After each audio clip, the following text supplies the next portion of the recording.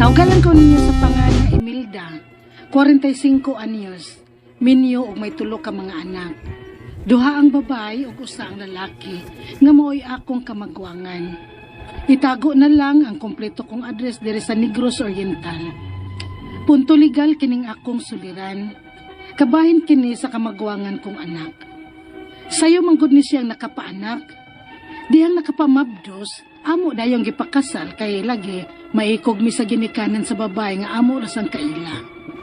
Aron niyo hisabtan, ingon ini ang mga paghitabo.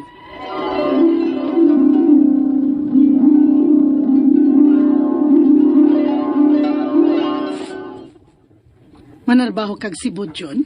Oo, ma. Sunod si mana kong larga.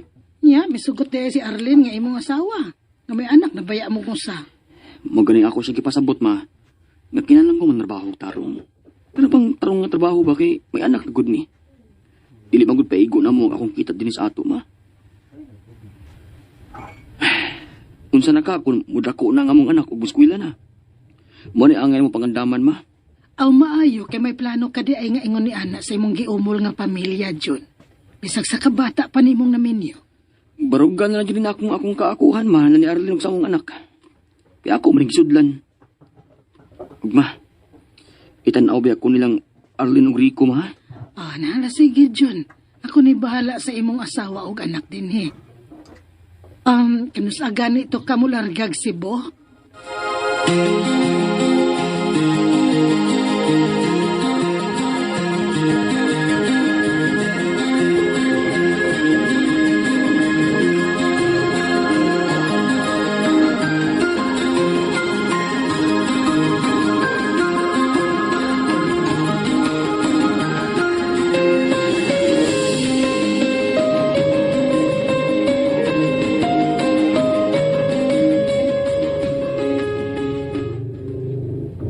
Asa Camilda? Doawon ako sila si Arlene o ang atong apo sa ilang payag. Kay mao bayay tugon sa imong junior nga tanaw-tanaw na to ang nahibilin niyang inahan og anak din he. Ano ba sang gitugtan magito nimong bata nga mulargag Cebu eh? Oh, nga naman di ay Nestor? Ay so, si Milda. Ora ka magwa. Mag-agian ng bagong minyo eh. Nga mga init pagkayo. O niya, maglagyo na. Lagmita na, may usa nga magkasa nila. Oy, sabay bote mo ipasabot. Nestor, oy. Nga basig makasa ang iyang asawa sa ilang kami niyon. Oy, ayaw pag-una-una og sama ni Ana, Tor. Lain kay na, oy. Buutan ba yung pagkababae si Arlene? Oh, ingon di ko nga si Arlene. Bote mo ipasabot si Junior. Ay, sa mali ay. Kuhaan man tag-o hinoon. Kadaghan ba kunog tentasyon na nagsibo. Oh, Daghang kahilayan. Malagmit na matintag itong bata dito Cebu. Nestor.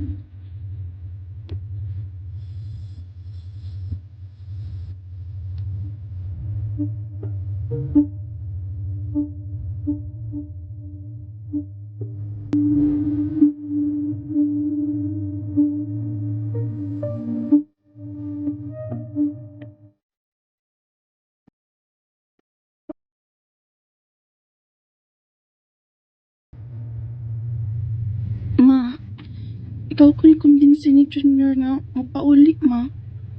Ha? Nga naman, Lynn? Wala mo kontak ni Mas Junior? Naikontak pa man, ma. Magpada pa man og kwarta, pero gimingan na taon ming Rico niya, ma, uy. Magsigig pangita siyang papa. Di mang yun mo uli, uy, bisag bisita lang unta. Nala, sige. Suwaya na kong ingon, ha? Tawagan o niya ito na ako.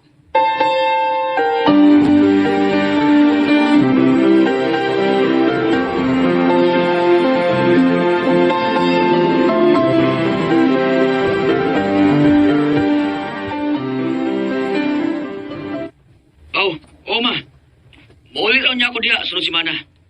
Mauli raman di ay ka, John. Ano wa man ni mo pahibawa ang imong asawa? Ayaw na una pa ibawa si Arlene, ma, sa akong pag-uli. Ano man ko, no? Basta, ma. Yan ako mo pasabot niyo, hindi ulit ako.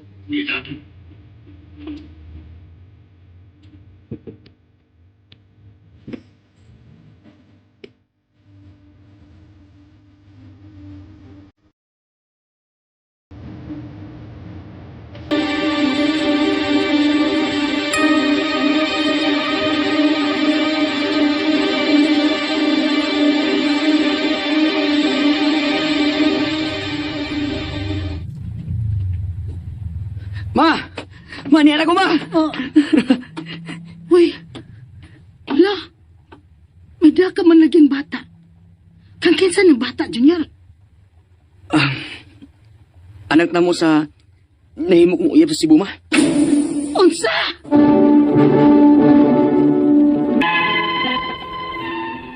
Nasya ko nga nagdaang akong anak o bata. Anak ko no to nila sa iyang nauyab sa Cebu. Og iyang ibili na mo, kay mubalik siya og panarbaho sa Cebu. Sa primero, amo pa kining gitago sa iyang asawa nga si Arlen. Pero kadugayan, nakasabot na di ay si Arlen nga anak kini sa iyang bana sa laing babae. Unya, Dugay naman kung nakabantay, anak mo. uy, oon sa gudi ay.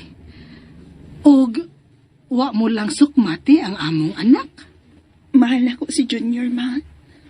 Dili ko makaako og kasukot niya. O, buwag naman sab kuno sila sa papay. Naluoy ko nimo nga mao'y nag-atiman sa bata. Maong ako na may voluntaryo ni Junior nga ako na mo atiman sa bata, ma. Oh, Aron sab may kaduwa ng among anak ba nga si Rico sa pay. Arlen, Ako niyang ingnon si Junior, ma, nga amo ning pabunyagan ang bata. Ug ang kuno namo nga amo yung anak. unsa?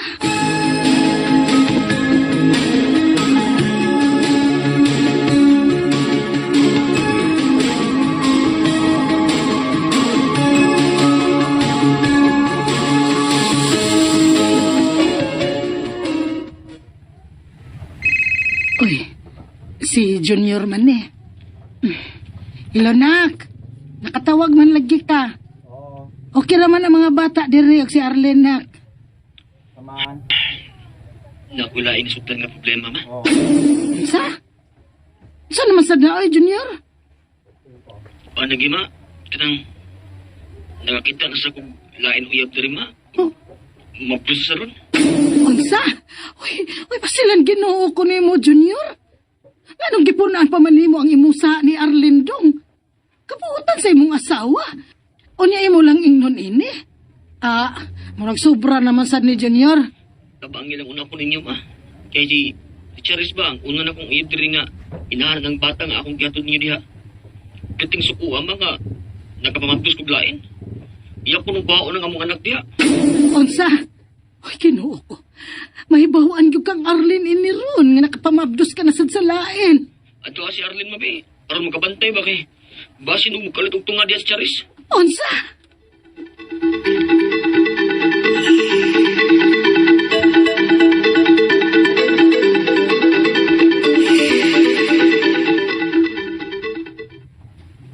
Dili ko na ihatag ang bata siyang inahan, ma. Arlen, Napamahalan ako ang bata sama sa matuon akong anak, ma. O, mingauna unya si Rico siyang manghud.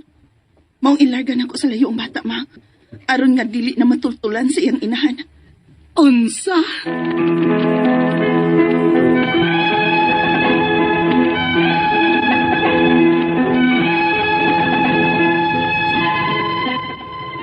Wami mahibaw ka sa nilarga si Arlinda ang mga bata. O kami baya ang gihasol karon og maayo sa inahan sa bata. Ang ako mga pangutana mao kining musunod o nang pangutana. Nakasa ang akong anak nga lalaki sa laing babae. Nakapaanak kini og iyang gihatod sa amo ang bata. Apan gikuha siyang asawa nga si Arlen ug mao ni atiman og gipalayo ang bata. Kay dili siya gusto nga kuhaon pa kini sa inahan. Makasuhan ba siya ini? Ikaduhang pangutana, nanganti ang asawa sa akong anak nga kung kuhaon sa inahan sa bata ang iyang anak, mubaw siya og kiha kay nahimo siyang kabit sa iyang bana. Pwede ba sad na? Ikatulong pangutana, gipabunyagan sa asawa sa akong anak ang bata o giangkon nga ila na yung anak o siya yung inahan sa bata. Makagukod pa ba ang kabit nga tinuod nga inahan sa bata? Ikaupat o katapusang pangutana. Niingon ang asawa sa akong anak, nga kung mamugos mi nga kuhaon ang anak sa kabit sa akong anak, iyang ikiha ang akong anak nga si Junior tungod sa pagpangabit ini. Makaduot ba ang iyang kaso nga gidawat naman niya ang pagkasayop sa akong anak? Ingon man ang bata nga anak sa pagpakasayop sa akong anak? Unsay among buhaton aron iuli niya ang bata ngadto sa tinuod nga inahan ini. Palihog, tabangi og tambagi ko. Kini ang akong suliran, Imelda. Maayong adlaw mga sukintig paminaw, kini si Attorney Elaine Bat pangalan nga si Imelda. Si Imelda taga Negros Oriental. Punto legal, no? Aya mga pangutana, tulo ang iyahang mga anak, duha ang babay, usa ang laki. Kabahin kini sa iyang mga magwangang anak kay nakapaanak man ni. Ang laki di ay niyang nakapaanak, no? Nakapamabdos. Unya, ila man dayong gipakasal kay naikog sila sa ginikanan. Conservative di ay nis Ma'am Imelda. Kay mo maning mga panahon na unya nga wa man ni nagkasinabot na wa si Arlene no ang katong mahugnag umagad na wa pod ang mga bata. So una niya pangutana, nakasala ang akong anak nga lalaki sa laing babay. Nakapaanak kini ug iyahang gihatod sa amo ang bata apan gikuha sa iyang asawa ug maoy ni atiman ug gipalayo ang bata kay dili siya gusto nga kuhaon pa kini sa inahan. Makasuhan ba siya ini?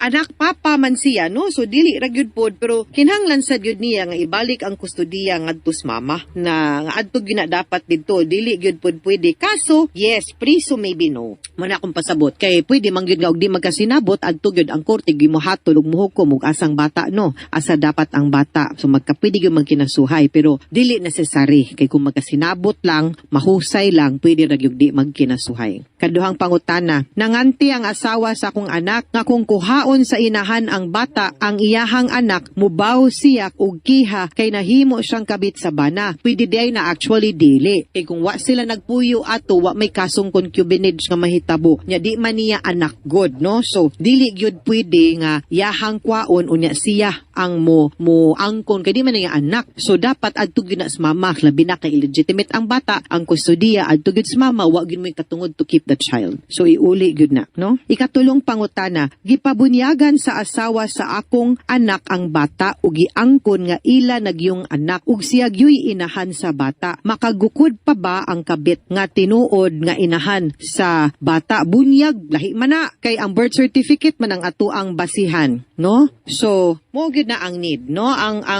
atoa anak gyud is that ang basihan nato kung kinsay na ikatungod is ang birth certificate. Kisayngan sa mama didto, kisayngan sa papa didto sila. Unya, ang pagkana hinuong ilang pagpabunyag, sala na hinuon na. Sila ni representar sila mamagpapa. Nga di man sila mamagpapa, ay nagyunag sila konsentiha kay madungagan pagsayop ang ilahang laing sayop. Samot gid ni kada kong problema ha. May pag-atubangon na lang na nilang mama, magkahusay sila. Kay di gyud na pwede mo nga moangkon tag batang dili ato or mukuha tas kustodiya sa bata nga dili ato, although papa naaman sa atua pero ang bata baya nga illegitimate adto sa mama ha. Ikaupat ug katapusang pangutana, niingon ang asawa sa akong anak nga kung mamugos mi nga kuhaon ang anak sa kabit sa akong anak, iyang ikiha ang akong anak tungod sa pagpangabit niini. Maka duot bagod ang iyahang kaso, actually dili no, nga gidawat man niya pagkasayop, dili gyud actually kay wa lagi sila nagpuyo pod. Kung wa lang gyud nagpuyo as husband and wife, kung may kasong concubinage, especially kay laki mang imo Tita Milda no, so dili ra gyud kaayo ta mabalaka ana. Ang ako alang nga iuli na lang to ng bata nga tus mama kay di man na pod niya anak no, nya sumakuyawan na lang pud ta nga di man doda ko, di po na niya galmon ug ati manog tarong kay produkto man as pagpakasa sa iyahang bana niya everyday inig mata nimo adira ay ang ebidensya gatikaw-tikaw na, di ba? Sumurag dili pud ngano man ay nalang na dapat diha na ni ay uli na ngadto sa mama ha, kay di na ninyo anak no, adto lang na kay dili po na makaayo pud sa bata, kamo mo'y makihaan ng kalakiha. Mga sukintig paminaw, hinaot unta nga namoy nakutlo na pagtulunan karong adlaw. Kini si Attorney Elaine Bathan, daghan kayong salamat sa inyong pagpaminaw sa atong tulumanon. Hangtod sa sunod nga sugilanon dinhigapon sa tuang programa, kini ang akong suliran gikan sa RMN Production Center, Radyo Mo Nationwide. Tatak RMN, daghang salamat ug maayong adlaw. So ayan guys, nadunggan na to no. Ay nakalimot mo ko sa simbi. Ako sa ning edit no. Bait ni gasol guys kay naglungag ni. Inhurot ang gasol saon man na. Ka-experience na mo mana guys na naglungag mo nya nahutdan mo gasol. Pero di sa pumuad to guys, mag-vlog sa kudaan kay dugay ba ini man og converting, di ba? Buko ka pa mati sa drama guys, kay busy jud ayo no. Unang ako yung mahatag nga reaction no sa drama. So ang atong himuon karon para sa daghan pang komentaryo. Syempre para safe atong channel guys. Pero unsaon man ni inahurot gid ang gasol. Guys, pila nagha ang gasol karon no? Dara guys, 11 kilograms. Ako nilong-ag guys. Di pa na siya luto kayo. Ang balot wa nahurot akong giinit. Kuwang pa gid siya. Pero may na lang gani guys no nga nahurot ang gasol buntag kay what if nahurot siya nya gabiin dako. Katisting na biya ko guys no nagdungag ko. Nya nahurot ang gasol. Nya mga alas 10 na to. Munang lisod kayo no pag tunga sa gabi ka mahutdan og gasol ni sarado ng mga tindahan. Makahimo yung kag abuhan sa gawas pinakalit.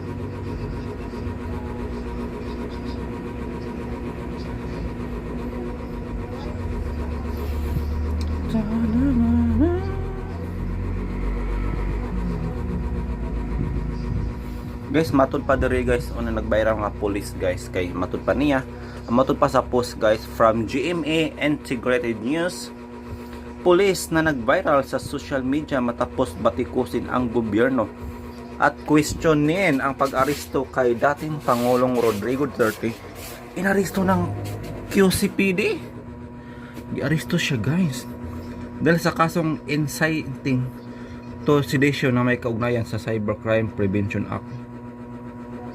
So dili lagi pwede guys no magsulti ka og masama batok sa gobyerno. Labi na kung nanunungkulan pa ni guys no kay parihan sa police guys nagsulti og bati na about sa gobyerno guys kay wala gito gipreso si Duterte guys dakop siya sa QCPD. Kinsag ani nga police.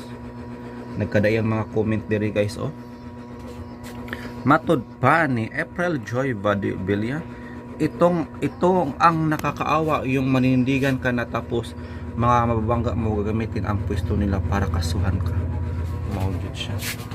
Pero na magyud siya kaso pod nga haom niya mo mag-ingat-ingat gyud ta no. Pero sa pagkadakop ni Duterte guys daghan ba ang nagbatiko sa gobyerno no. Anong siyara man po anong andin po kung kayong mga guro nga siyaran no. Daghan po napuguri uban no pero wala lang balita. Din napa isa guys from Ju Tampos. Big respect sa iyo mamang pulis. Hindi lahat kaya magsalita sa social media ng nararamdaman tungkol sa pamalakad ng Pangulo. Nakakabilib ka sampal sa mga aso na sunod ng sunod sa mga superior nila.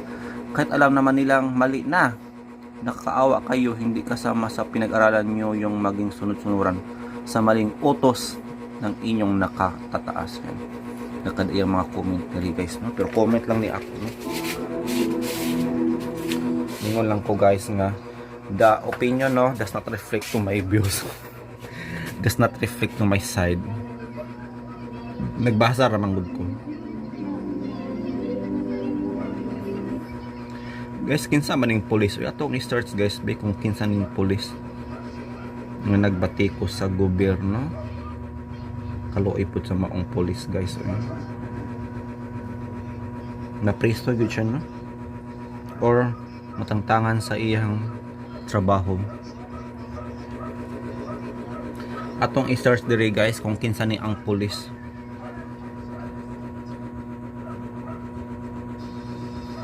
Police binatikos si BBM. Ayan. So nara siya guys Police na bumatikos kay BBM. Kinasuhan. Arestado na siya guys Kung tan-awon guys kung kinsa ni nga police no. Ang gikasuhan sa gobyerno or problema gyud ko guys nahot akong gasol. Ay nako, libo na pod ni guys pero padayon ta. Trabaho muna ta.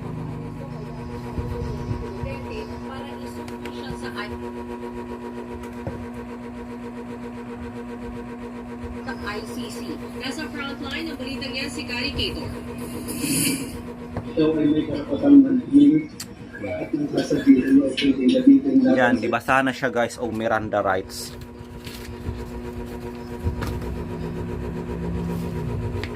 Binasahan ng Miranda rights ng arestuhin kahapon ang na-dismiss na pulis at vlogger na si Francis Tin Fontillas. Inaresto siya ng mga tauhan ng Quezon City Police District sa Commonwealth para sa kasong inciting to sedition kaugnay ng Cybercrime Prevention Act. Itinakda ng Quezon City Mo lagi na nakapait pag vlogger na ka, pulis pa. Di ba dili maayo no kung pulis na ka, vlogger pa. Pare karon guys, yang gi-vlog no ang pagpatikos niya kay BBM. Unya nanapit siya sa katungdanan. May pangalan naman gud siya Nanay Ranggo na mo nang bantayan gud siya sa gobyerno. Panghihirat ka pananaw ug pagpamilot sa epektibo sa pagpamubo sa blood sugar level. So mana to guys no, thank you so much kay problema po guys eh. Nahurot akong gasol, nibotod na ako nilong ag.